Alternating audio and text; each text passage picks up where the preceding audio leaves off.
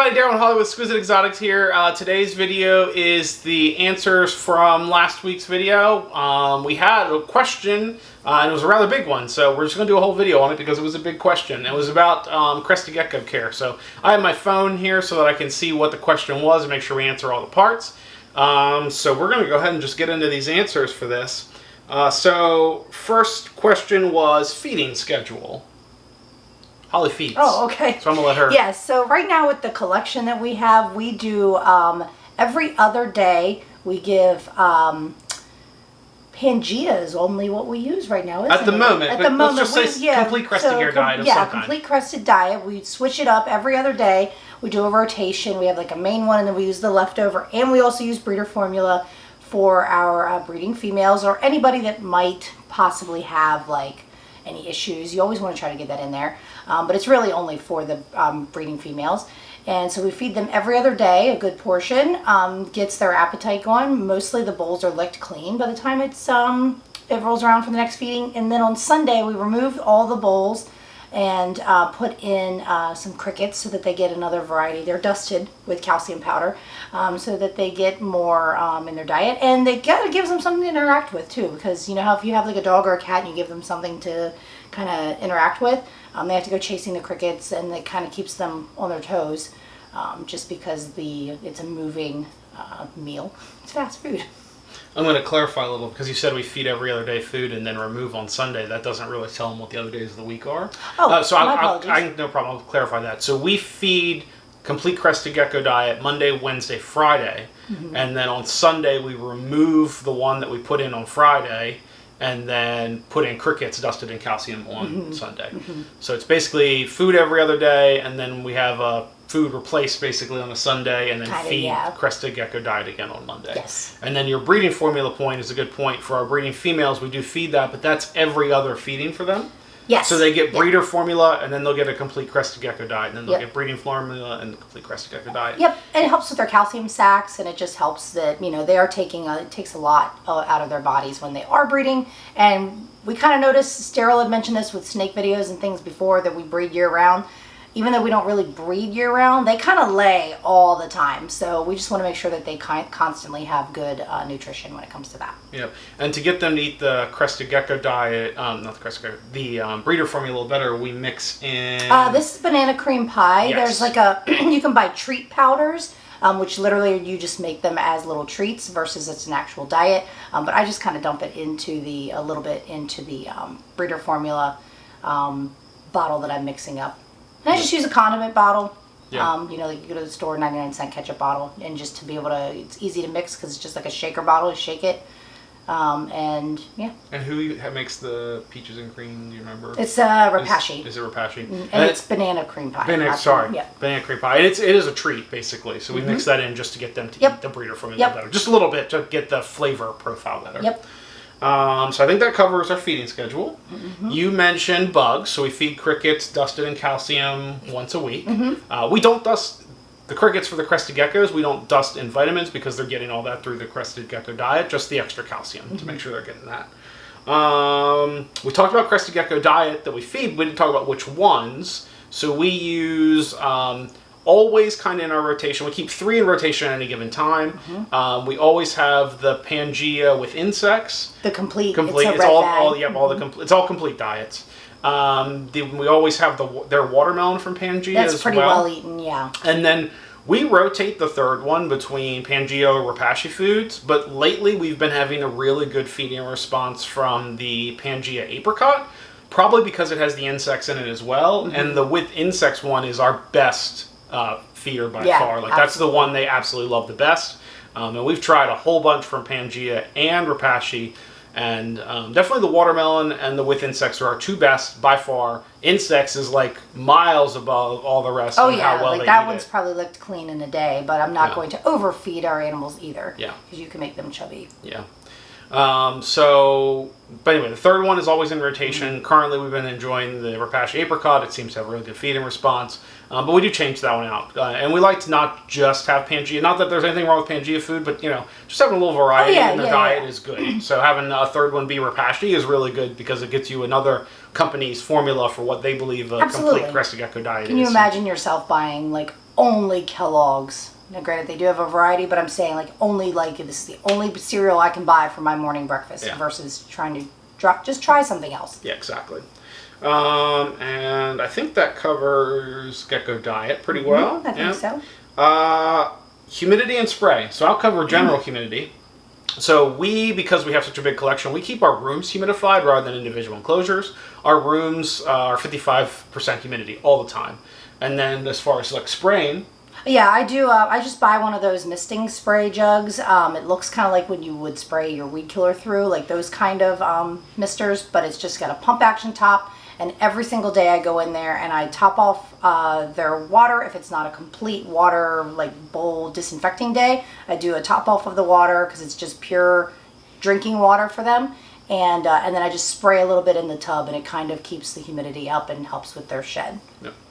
And then you mentioned bowls. So water bowl, yes or no, that was on here. We do use water bowls. They're only small for our geckos that are on the smaller side. It's just it's like a water bottle cap or a Gatorade cap. Yeah, you try to get with Gatorade, but of course the very tiny ones that have just come out. Maybe if we have a water bottle lid, that'll help because again, I'm doing water every day. And we do have little holders that we make ourselves to hold caps because we also use bottle caps for the food containers because they're easily accessible, they're free, and they're easy to clean. So we use those as our feeding dishes as well. So we make our own holders, and there's actually a video on those somewhere back in, I think it probably in our to-do, like our DIY. So if you go to our playlist, there's a DIY playlist, and I believe the food holders are either in there, or if they're not, it's a specific separate thing. They're going to be talked about in the like how to make a cheap Crested Gecko enclosure thing. We talk about making those ourselves. And they work really well. They don't cost much to make, and they hold food dishes really well. So if you're a DIY person, that's the route I would go. And then enclosure types and sizes. So I can start with that. Sure. Do you remember we just looked up? It's a Sterilite, 27-gallon. Yes, that's it. So for our adult females, they go in 27-gallon tubs, like Sterilite tubs with locking lids.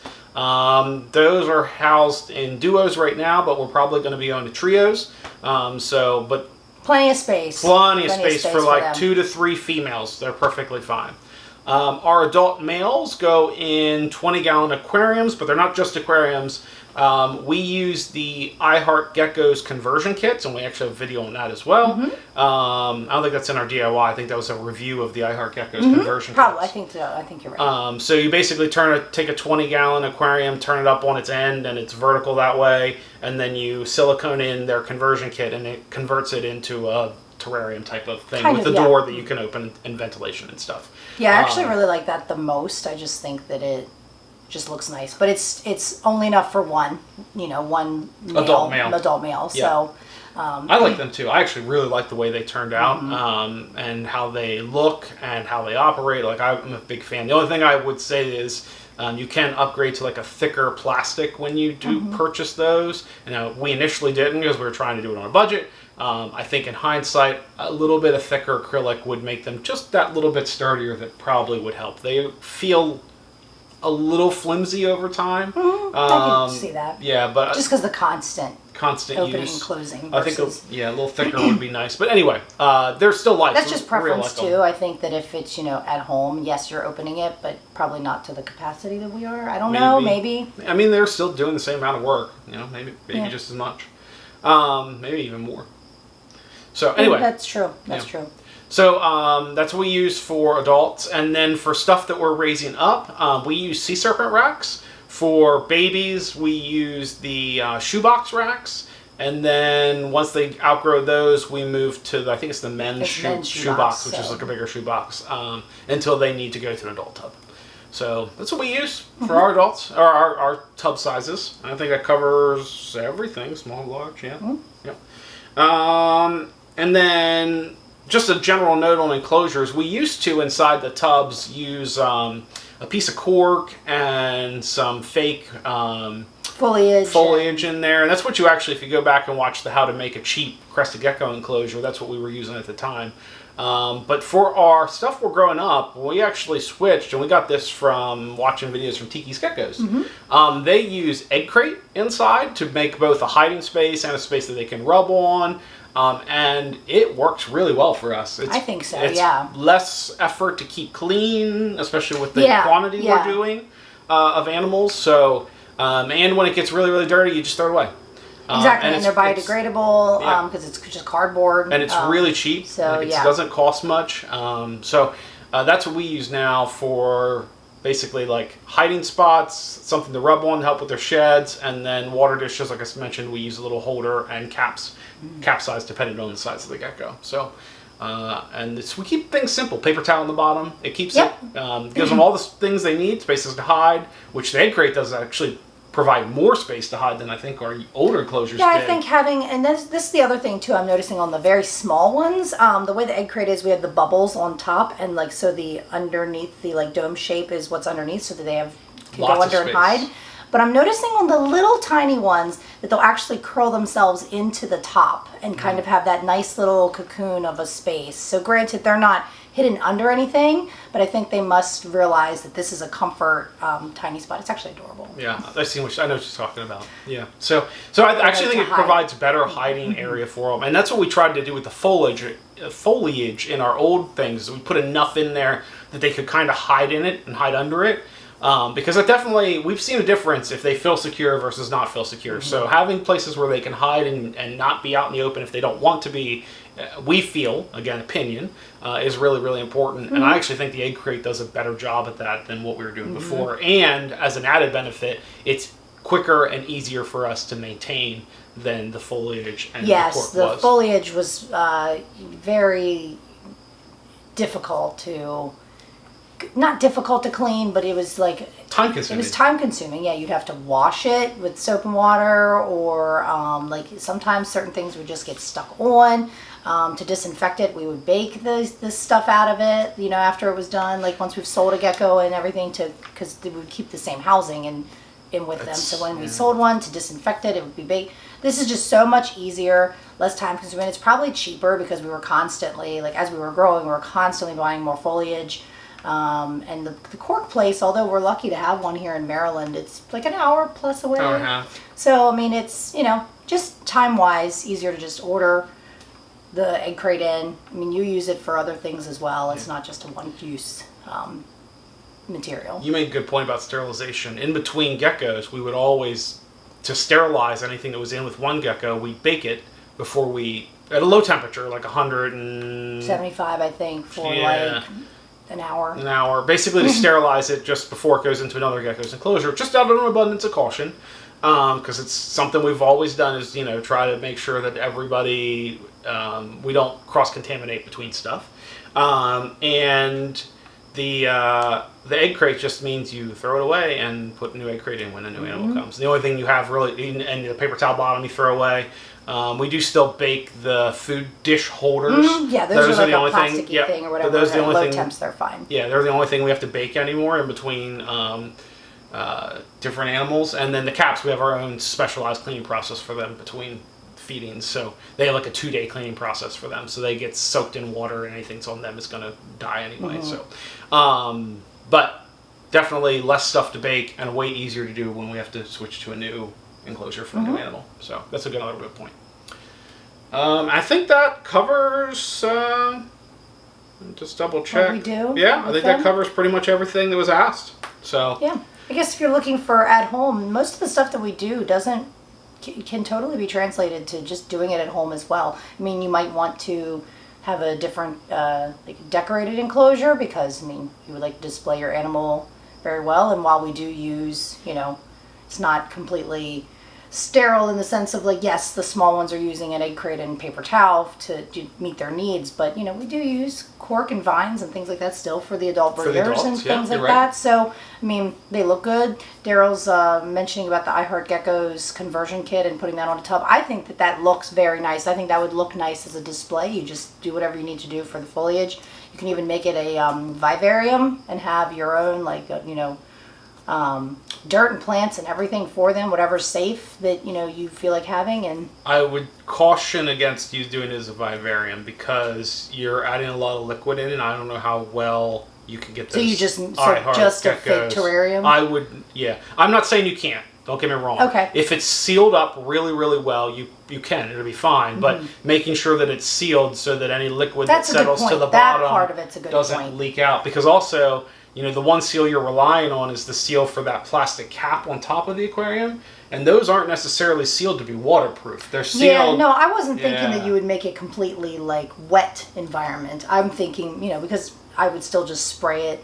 But if you're going to have a moisture, you don't want it to be too humid in there. If you're going to have a vivarium, like we keep our dart frogs in a vivarium. If you're going to vivarium with a drainage layer or underneath, you might have water that settles down in that drainage layer, and then it could leak out. So I'm not saying don't. I'm saying being cautious about using those as a vivarium. But definitely as just a fake plant terrarium, they're fantastic. Yeah. I think I really, really like them. I think that's probably what I was trying to get at, was the fake plant terrarium or even real plant terrarium, just not...